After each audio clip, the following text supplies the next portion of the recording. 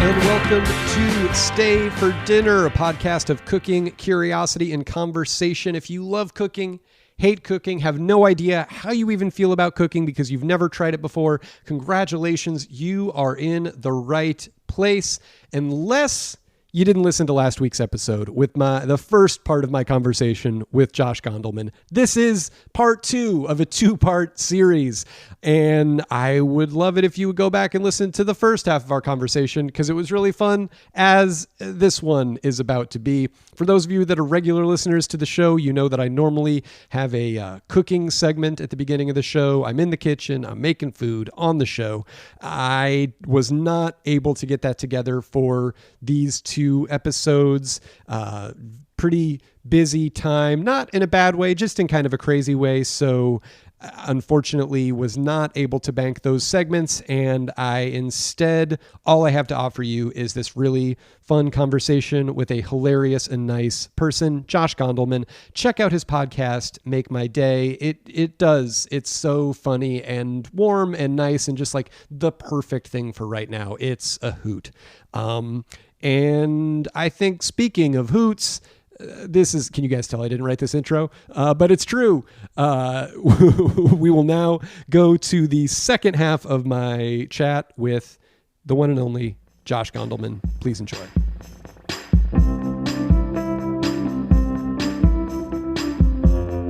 So what kind of stuff have you been like? What have you mentioned your like limited repertoire of pandemic dishes. What have been your go-tos? What have been your guys like staples? So we've been, as I mentioned, my wife has diabetes, and so she really likes stability and consistency in food, and that like is very comforting to her. So we have like we've been doing like 5 nights a week from a fairly standard repertoire of food that I've been cooking for dinners. So this is like a standard week will be like one night is chicken or ground beef burritos with cheese and black beans and guacamole. And then one night will be like the leftover burrito stuff, but like as breakfast burritos instead. So it'll be breakfast burritos for dinner. Then we'll do a turkey burger or a ground beef patty burger one night a week. And then one night and standard vegetables, the vegetables that are most present in the house are like baby carrot sticks or broccoli. And then one night will be like a big thing of like whole wheat pasta with broccoli and like a chicken or a sausage sauteed and all tossed together. So that's like, those are like the most frequently made dishes. And we've been doing a lot of like egg scrambles for lunch with like kind of whatever fixins that we have on hand.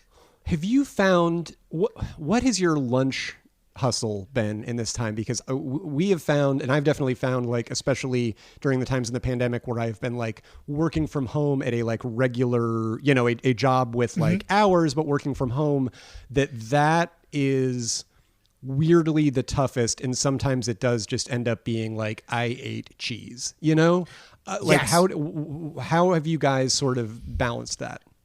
We've been pretty structured. So with the grocery delivery, we'll get like a couple pre-made lunch salads. So that's helpful.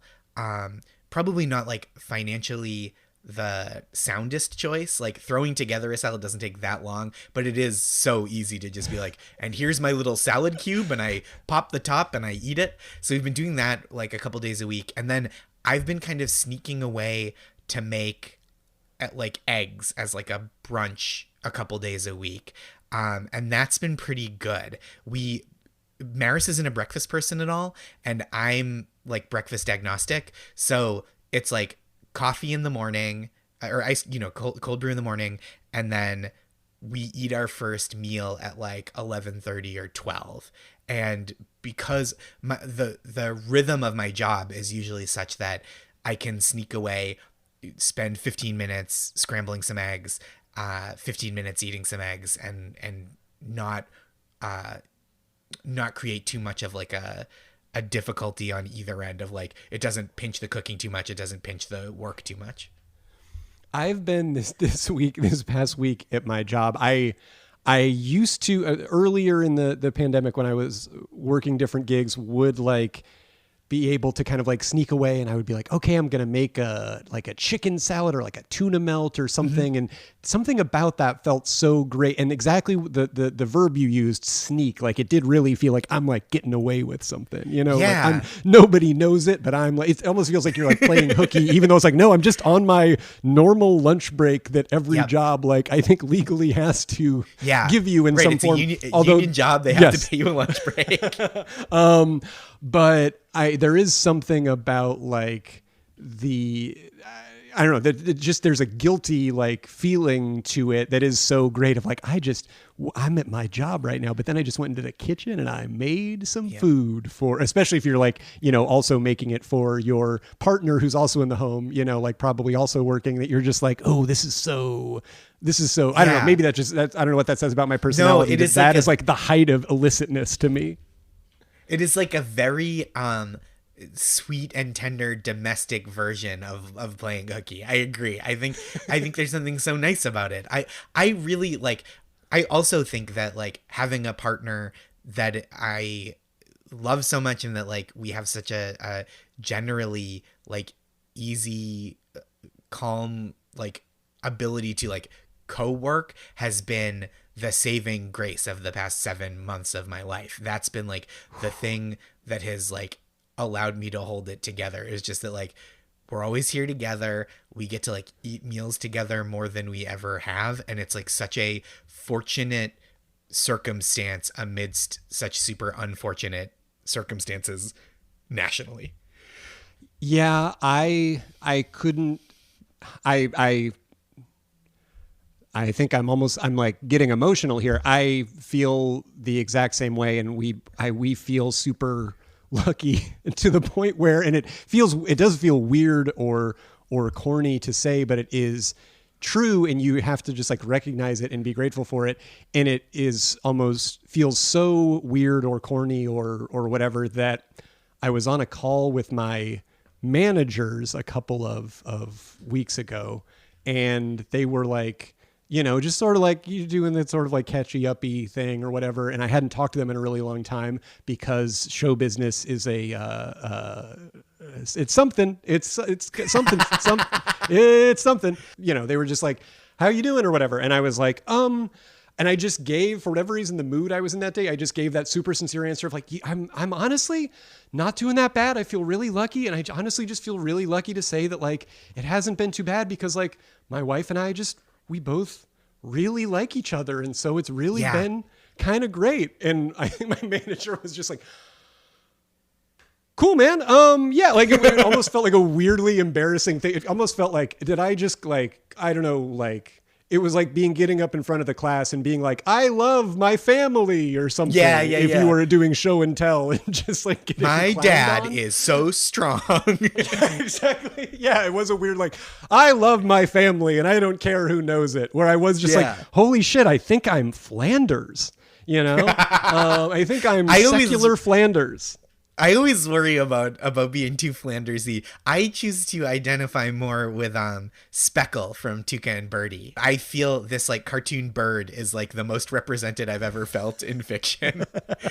Where he's just like a super sweet guy who just like wants to be nice to his partner and who is like, I think, more anxious than he is and faces more like systemic difficulty in the workplace and the world, and he's just like benefits from like immense male bird privilege but is not a monster, but he's just like, hey, things work out.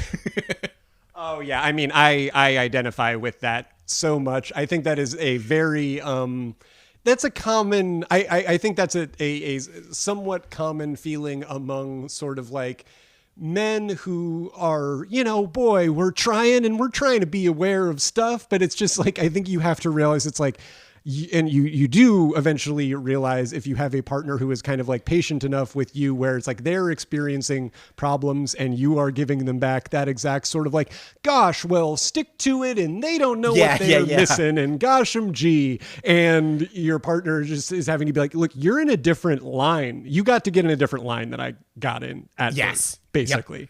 Oh, no, I identify with that 100%.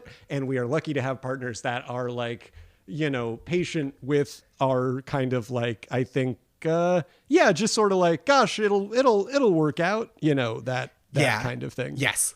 I feel very, very fortunate. And I'm glad to hear that you're having like the same kind of arc, like personal arc or like relationship arc during this really sad time, because that is like, I have so much like empathy for my friends who are like single or just in weird roommate situations, or and friends with that are in like have loving families that include children, which like as much as you love your kids and as much as your kids love you, they can't like get it right now. Right.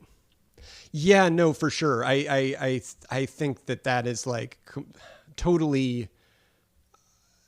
I can't even imagine either situation. And we same thing. We have friends who are in all of those various types of situations and permutations right now. And it's really hard. I mean, I can't imagine. I shouldn't sit here and be like, and that guy that's then like, it'll be fine. Cause it's like, I don't know. Right. I'm not in that situation, but it does seem very, very hard. And I think you clearly see like, especially like parents right now and people that are having to figure out like, do my kids have to go back to school? Do I,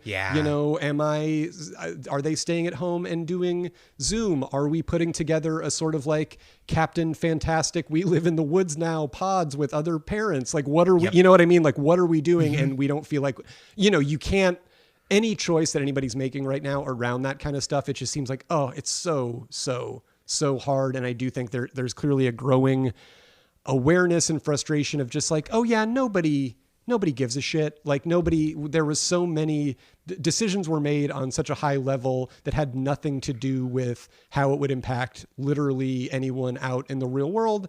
And that's just got to be so incredibly frustrating. It's frustrating for us when all we have to do is just kind of like, oh, we just keep sitting inside and doing our thing. You know what I mean? Like we're so relatively not affected by it, and it's frustrating. Absolutely.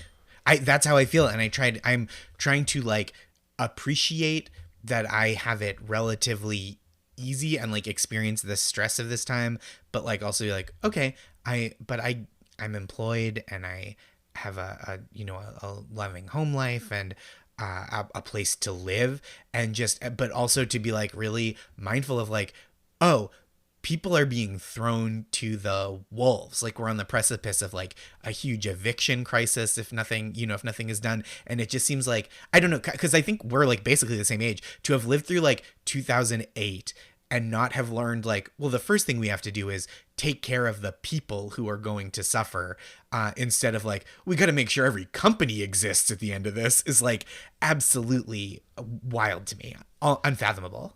Yeah, it does really, it does very much highlight, and I am in no way, I'm not the bajillionth, I'm so behind in a line of many, many more smarter people, or more smarter is exactly where I am in this line, that I said more smarter people than me, who have made this point, but you do just really see like who this thing hits first and worst. And that to you reveals what our priorities are.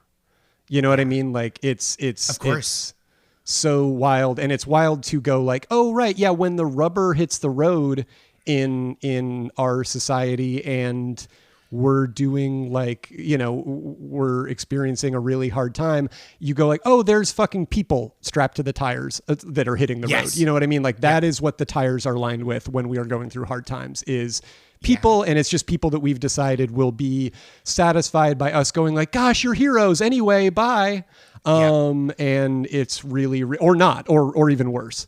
And it's very, very, very frustrating. And again, I say that from somebody that is in such a position of privilege. Like I said, it has not really meant a whole lot else for me other than like, well, I can't really, like go back home to see my family. That's probably not a good idea. And we're not really going out that much. And, my wife performs comedy live and a lot, and she doesn't get to do that. I do that as well. I don't get to do that. That sucks. But like, that's about it. You know what I mean? Like that, that's really the height of it for us. And yeah, it's funny how much in this time, I guess it just like speaks to where we're at, that even on my gentle little podcast about home cooking, I would say every other episode we get to a place where I'm having a like network style rant. I feel like the state of the world.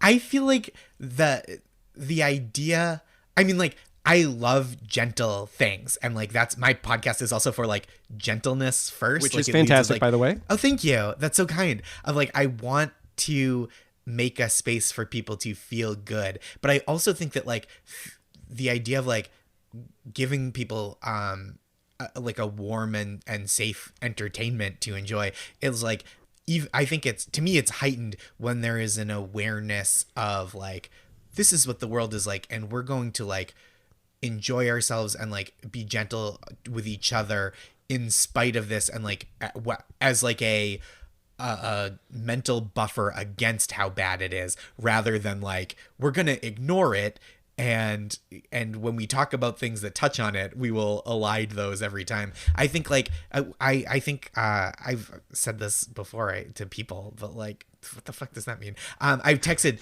or emailed him about it, but I think like Nick Weiger on Doughboys does such a great job of like talking about the real issues about like food preparation and service while having such a fun show. And that to me is like a really admirable duality.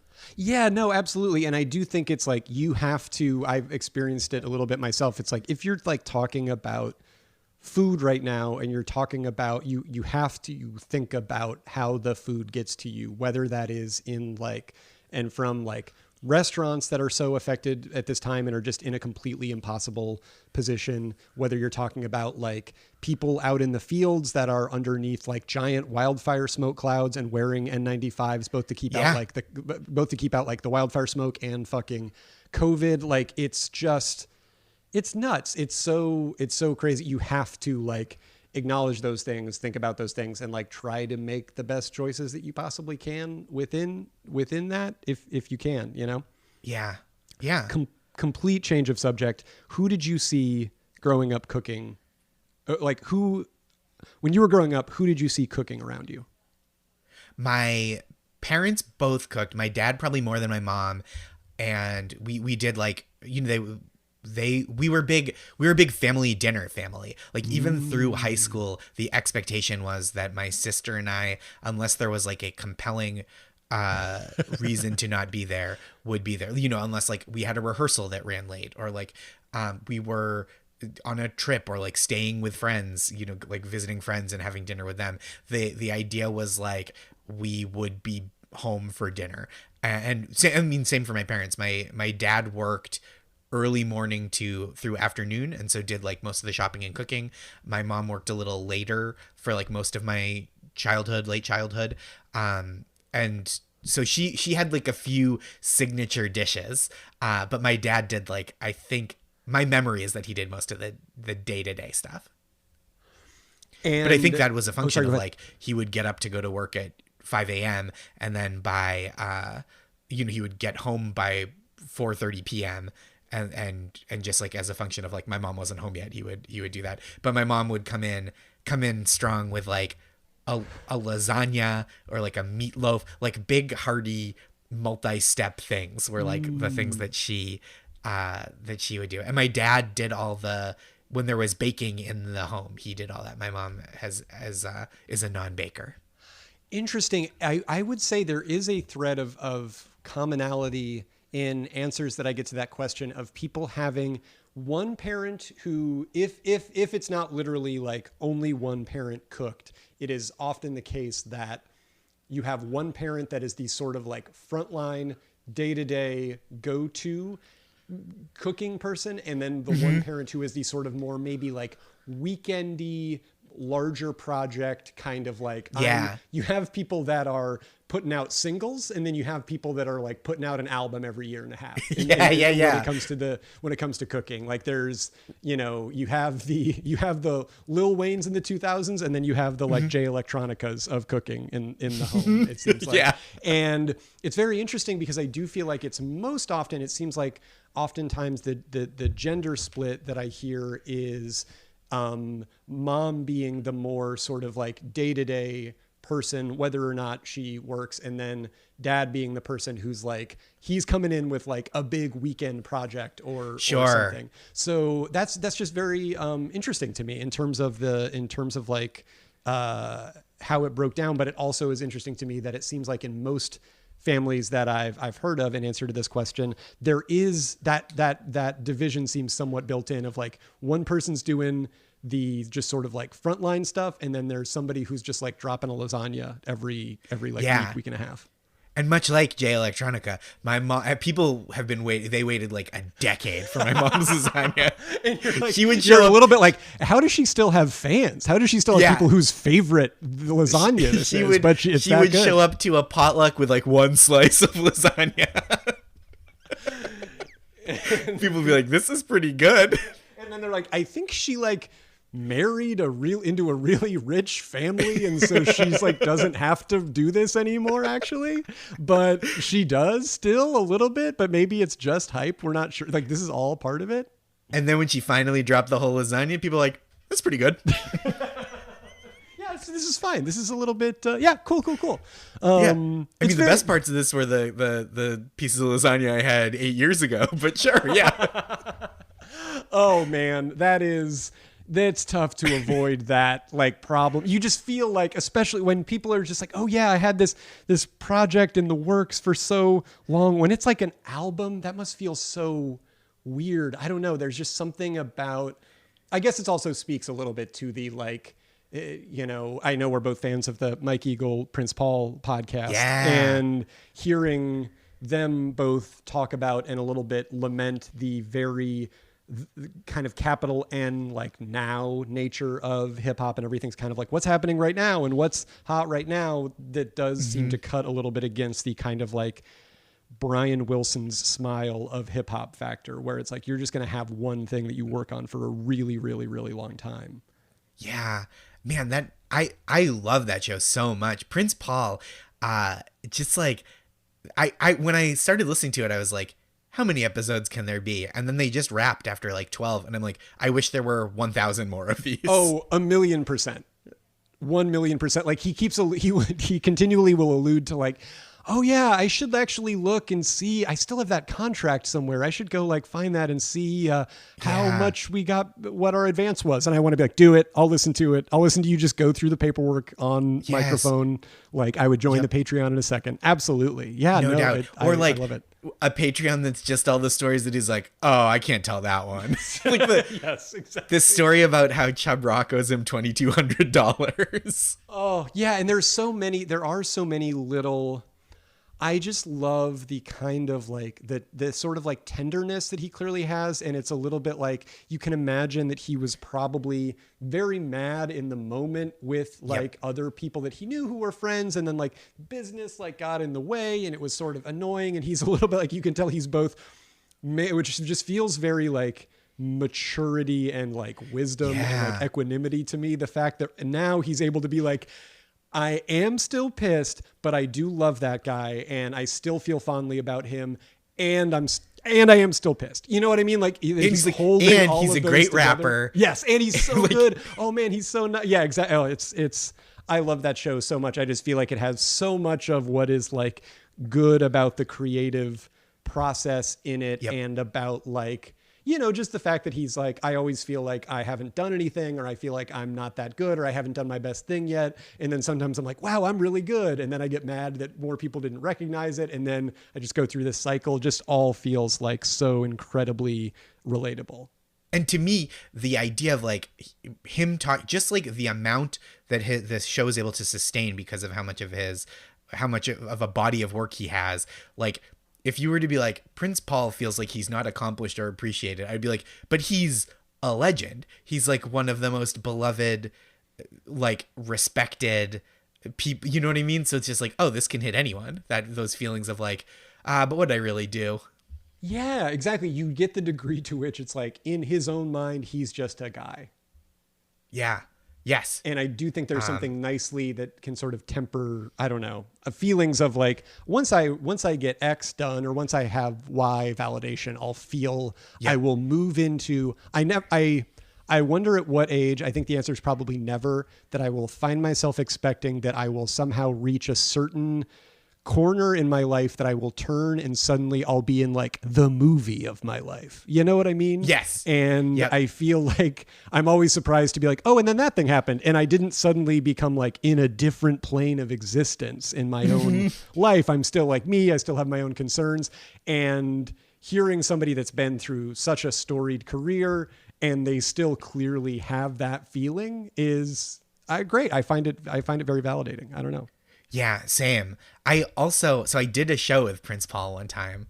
And I don't know if this is telling tales out of school, but my friend and I would do these live shows at Union Hall in Brooklyn, which is a venue that like kind of smashed packed out is like seats 100 or 100 standing room basically. And I would do these shows called, everyone had like whoever and friends. And so I called it Josh Gondelman and the people he admires. And it would be 3 or 4 comics and then a musical guest. And we got like incredible, legendary New York hip hop luminaries to be the musical guest most of the time. Like we had Jean Grey, who's incredible. Yes. And Camp Low did one. And Prince Paul DJ'd did like a 20-minute DJ set at the end of one of the shows. And it was so exciting. I was so excited. There was no reason for him to be excited about this gig. So the imbalance was noticeable. But he, I might beg you to cut this part out. Sure, that's okay. His rider had 2 bottles of Ketel One vodka on it. It was 2 bottles. And my friend and my manager at the time who was putting the show together was like, that's like awfully expensive for like, especially for one guy doing a 20-minute set. Let's get him 1 bottle of Ketel One vodka. So that's what we did. And he showed up. He was great. He was super nice, super professional, rocked the 20-minute DJ set, put the unopened bottle of Ketel One in his bag and just left with it. Like, I thought this was like to drink during the evening, and he was just like, this is just how we pad out the paycheck. Oh, yeah, absolutely. That's Sammy Hagar stuff. That's a pro move. Absolutely. Is a pro move. That is somebody who understands it's like, well, there's this thing called a rider where they'll give you free stuff that's ostensibly just, so what's in the Venn diagram of something where I'm like, this will save me like, I don't know how much a bottle of Ketel One is, but what, like $50 to $100? And if I'm just going to like drink it around my house, now that's just like it's saving me $50 to $100. I'm getting paid an additional $50 to $100. Why would I not do that? It rules. That's great. It's such a professional move. Yeah. The only thing, absolutely.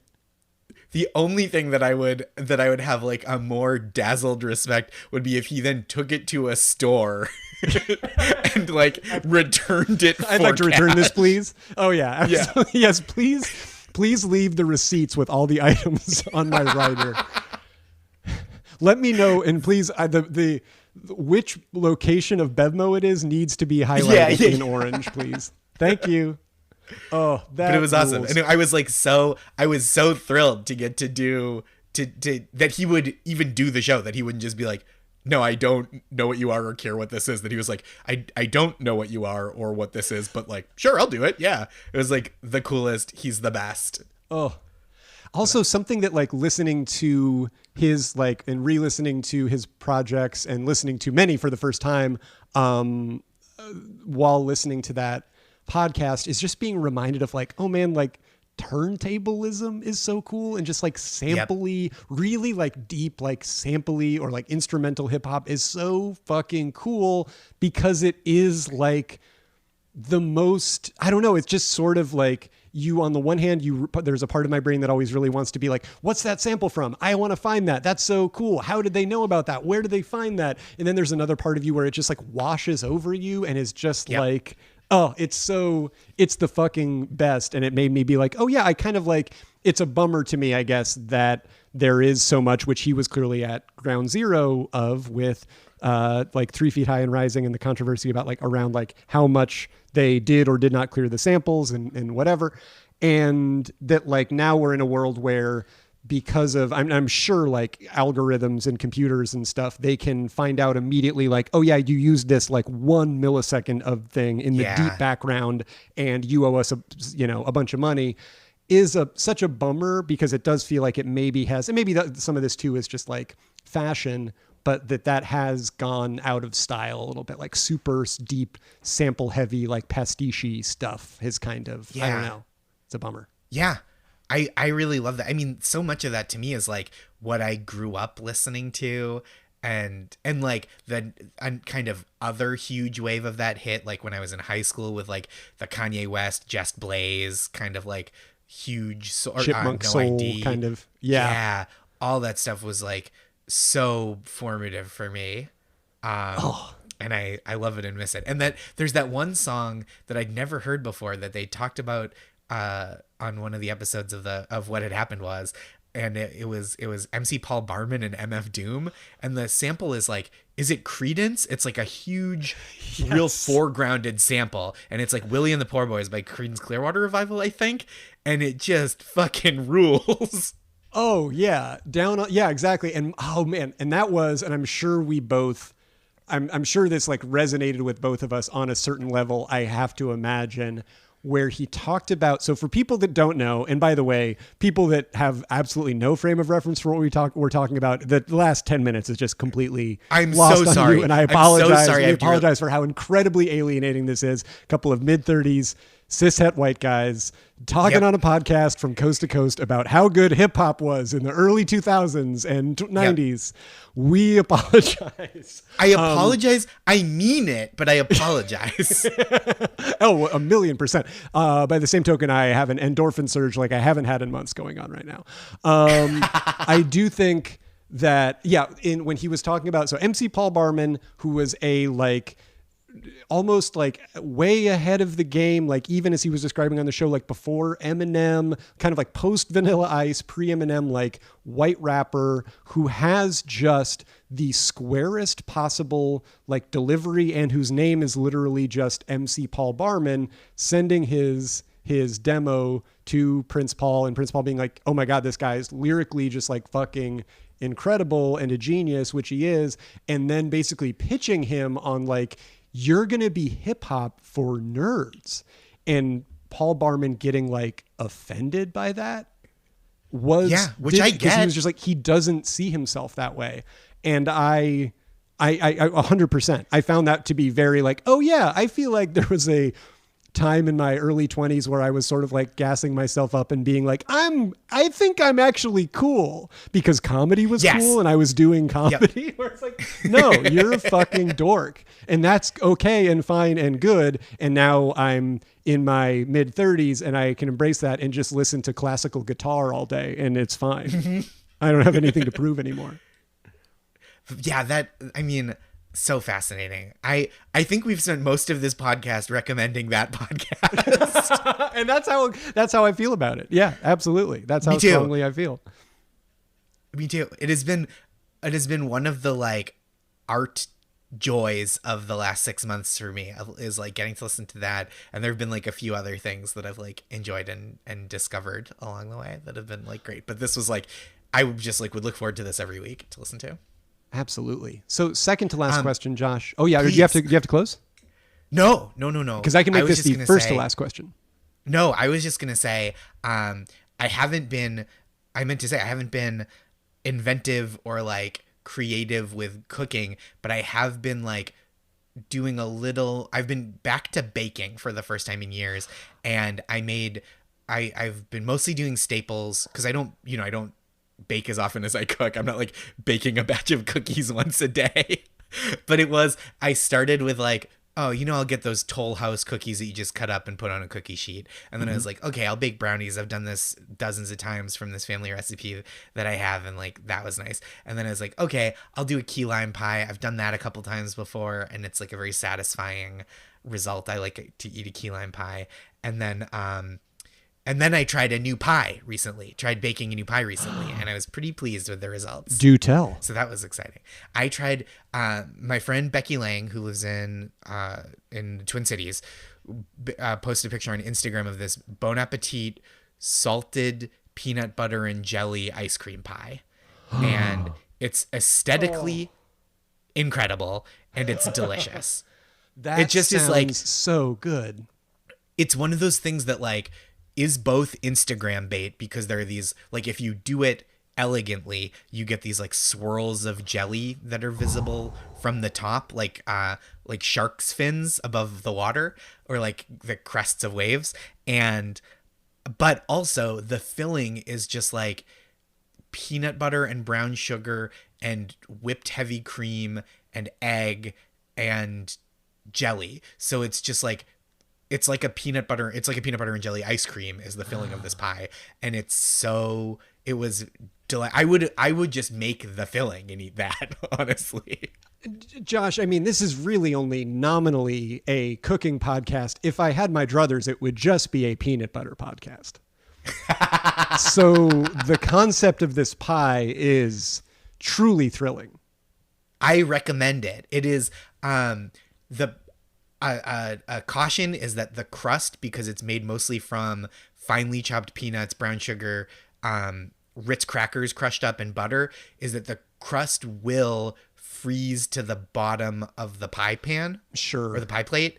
And so I kind of used it more as a crumble. Like I would scoop a slice out, and then I would just chisel out the rest of the crust that was frozen and crumble it across the top, which was not bad. That was not bad either. But it was less satisfying than when you like get a real nice slice of pie and the undercrust is contiguous. What a treat. Yeah, I find that with, I think more, I would say, like, I mean, I don't find it because I've never baked a pie, but I know Haley, my wife, definitely finds it with, like, I think the cleverer crusts don't always like hold together as well in a pie way. Like she makes like a pretzel crust that's really, really good for this one pie that she makes, but they can be so good that it's like worth just the sort of like, this is a little bit going to just like decay into entropy the second you try to take it out of the pan, but it is so worth it for like the flavor and exactly what you described. It's just like, sprinkle it over the top. It's fine. This is just, ooh, that sounds fantastic.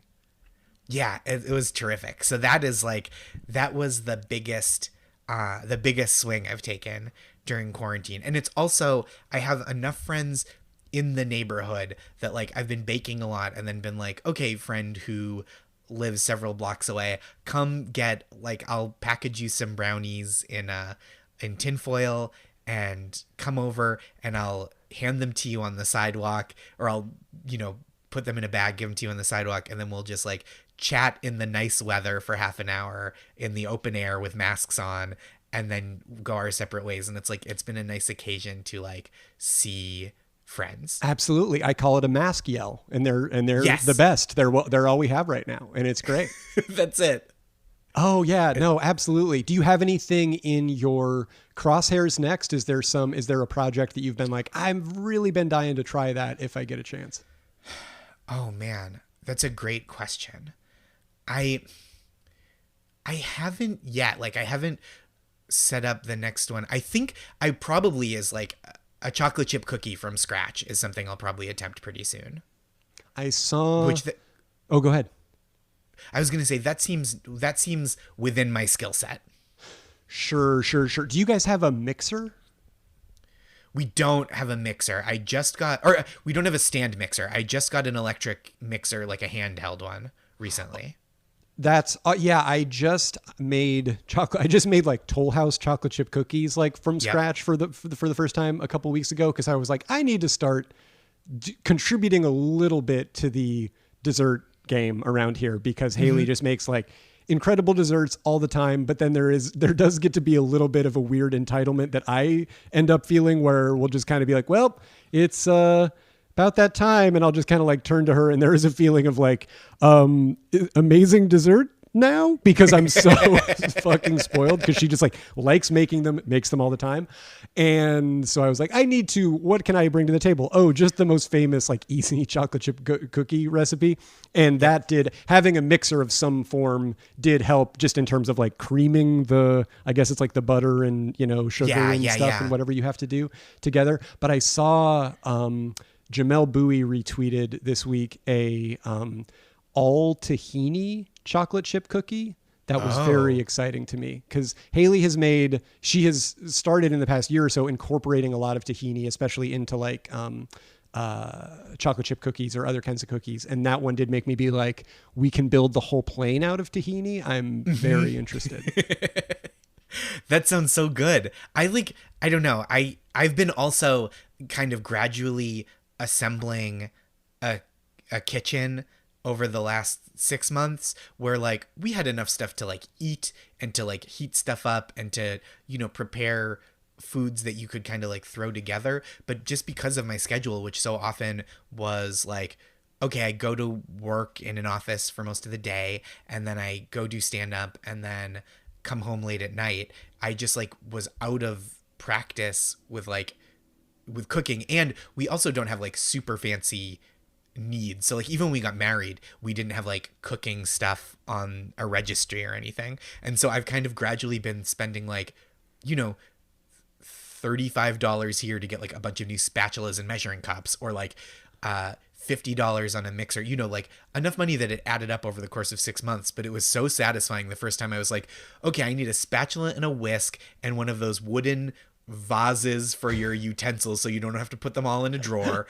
And I would, you know, for like $80, I got like 9 things that I use every day now. Yeah, that's so satisfying. I feel like in that early phase of kicking into a real like cooking, you know, era, when you do find yourself, or maybe you're in a new apartment or whatever, it's like those things where it's like, it's tempting to get like gadgets and this and that and whatever, but it's like those things that you find yourself as you're cooking. It's like, and then I reach for the whatever and it's not there. Those are the things that, you know, like I will actually use that, as opposed to you have to do like a weird workaround where you're like, okay, I don't have a mixing bowl, so I'll have 2 soup bowls and put 2 eggs in each one. And it's just like, I think I'm at a point in my career where I can choose to not live like that.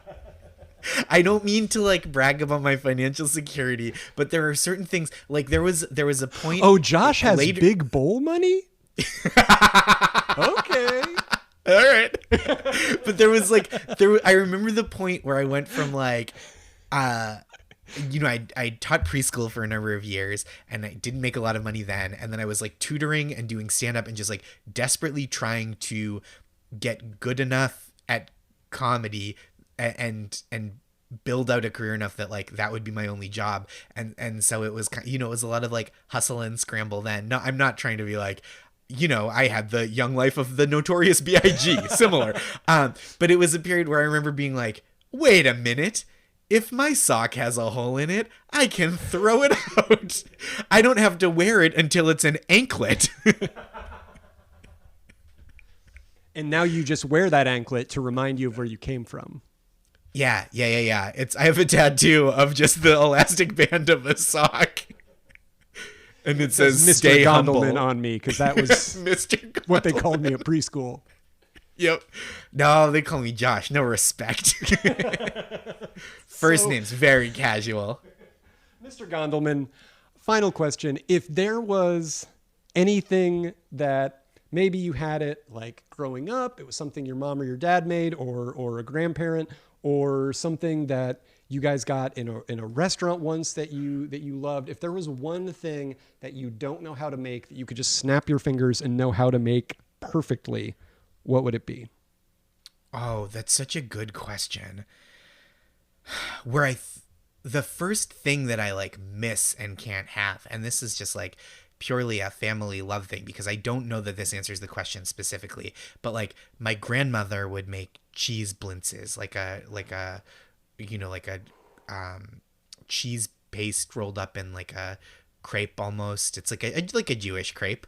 And I just like that to me, like the nights where she would make those, my grandparents would stay with us for the summer because they lived in Florida and it was too hot for them then there.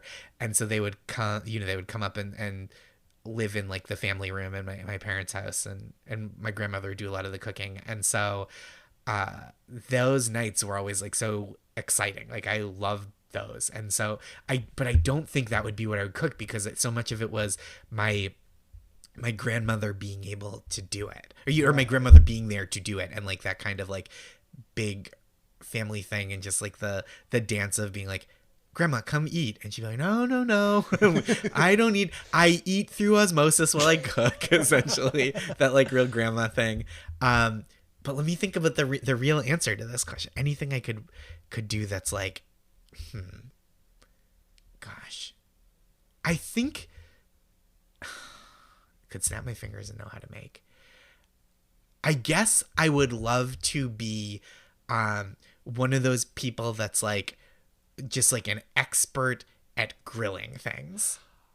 That's something I feel deficient at, because I don't cook that way often, and it's such a fun way to cook for people, is to just be like, that's ready. Here, that's the sound of a spatula throwing something into a bun. And that kind of like facility of like, whatever it is, meats or like meat substitutes, and just to like know how to season that and like know the timing of everything, instead of just like cutting 1,000 little biopsies to make sure that it's safe to eat. 1,000 Little Biopsies is my cookbook. Yes.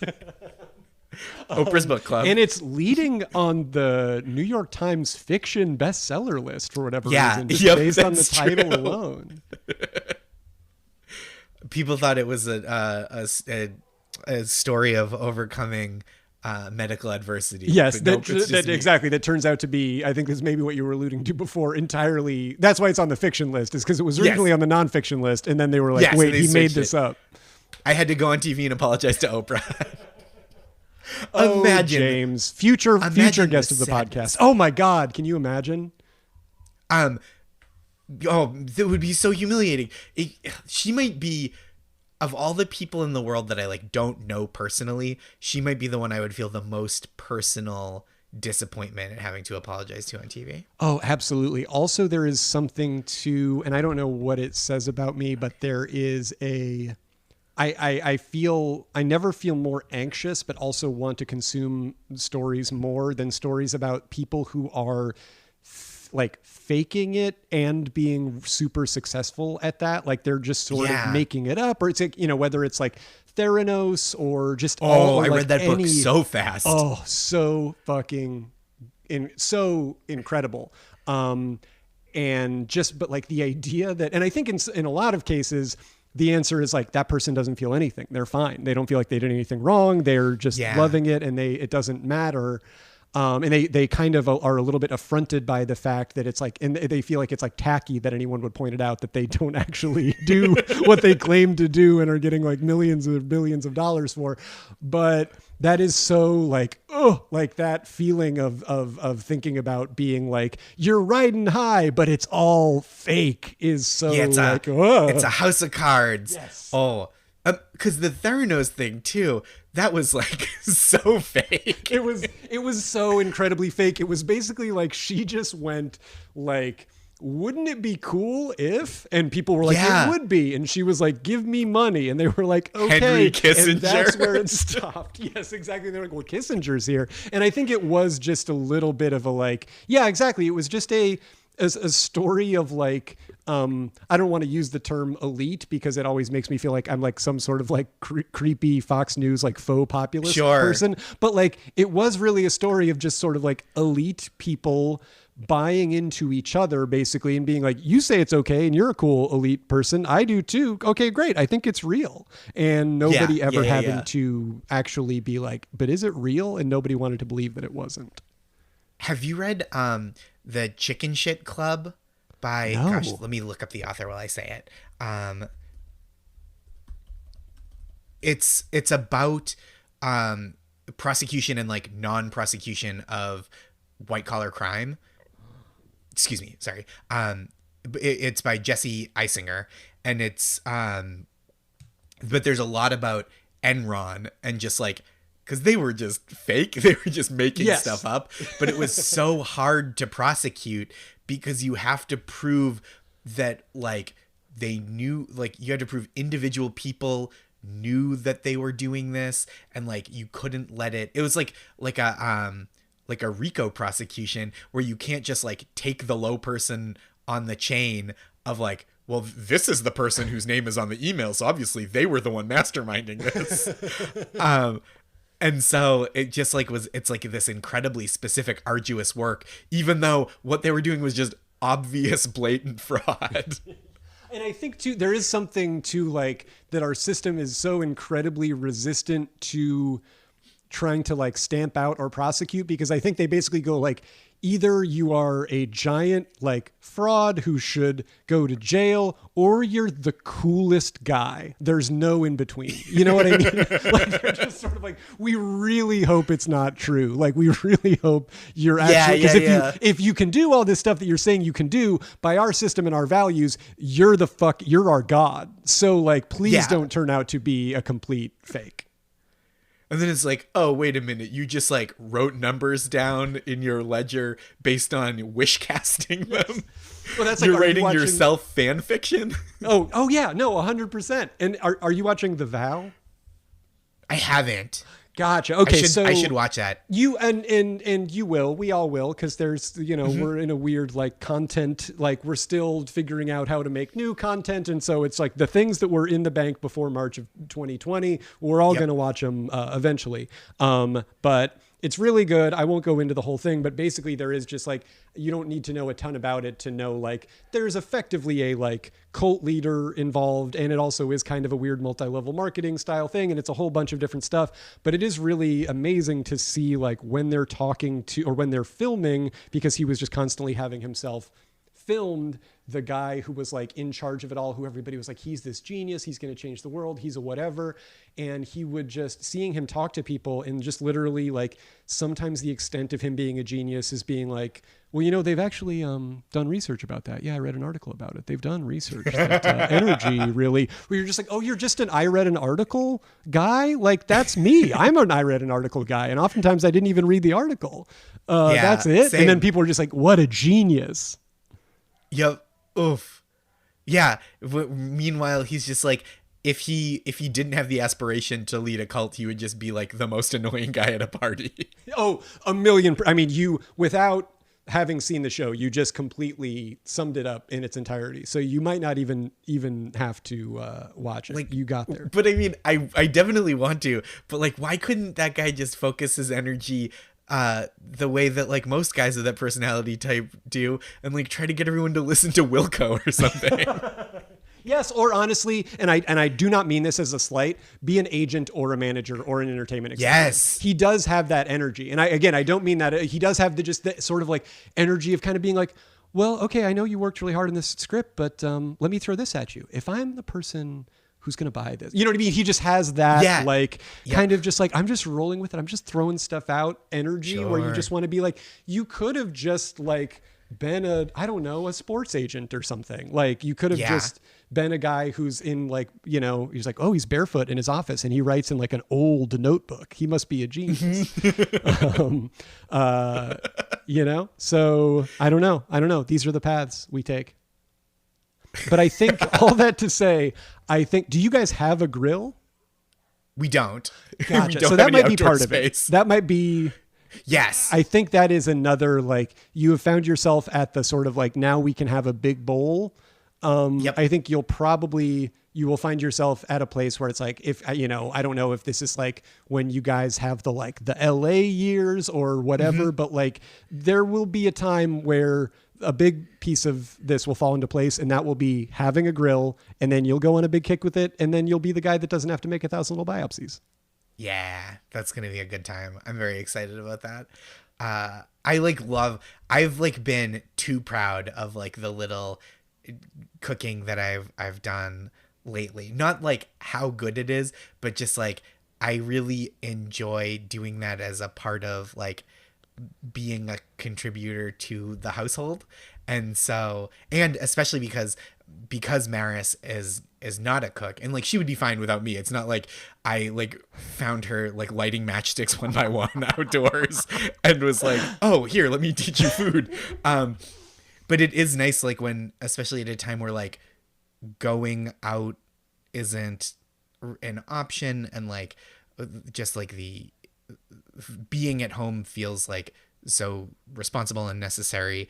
Just like the idea of like, well, I finished work for the day and now I'm gonna pop over into the kitchen. That is also part of it. Not commuting makes it a lot easier too. Sure. Just like gonna pop into the kitchen and cook up some veggies and pastas and feel real good about it. Yeah, and that can just be that little shift in your day where you go like, okay, I don't have that commute to tell my brain that it's this part of the day now. Yep. So if I get to like go into the kitchen and out of the room where I've been working all day, and then I can go back into that room probably, and like now I'm sitting on a different surface in the room and I have a bowl of food and I'm looking yep. at TV. It's like, okay, it's a different time of the day.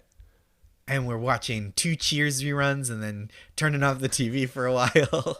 Cheers reruns, as if there would be new episodes of Cheers. Yeah, unfortunately, Cheers, their production model was really affected by the pandemic, so it sucks because they would totally be in production otherwise. But it just is so what funny. it is. We get to the end of season 11 of Cheers, which is from like 1993. We're just like, oh, so when's the new one drop? It's like, the cast is really playing hardball. Yeah. It's really hard to get Kirstie Alley and Ted Danson and George Wendt and all back together for another season. But we can dream. We live in hope. Josh Gondelman, thank you for joining me. This was an absolute hoot, and I wish you guys the best. Thank you for doing this. Thank you for having me, and likewise. This was like such a delightful conversation and just like a real highlight of the whole week.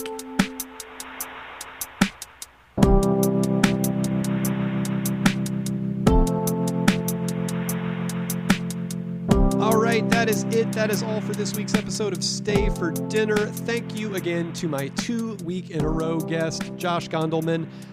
Please listen to his super funny, nice, warm, perfect for right now and perfect for forever, I think, podcast, Make My Day. And in the meantime, please rate and subscribe to this podcast wherever you do that to podcasts. My intro music is July 4th, 2004 by Jason Anderson. My interstitial music is by Advanced Bass, the amazing Owen Ashworth. My podcast art is by Sarah Beacon. That is Becan. What else do I have to tell you? Oh, right. I've written a couple of novels, The Boy Who Couldn't Sleep and Never Had To, and Crap Kingdom. They are available wherever fine books are sold, or you can listen to the audiobooks. I read both of them. If you like hearing me talk, those are available on Audible.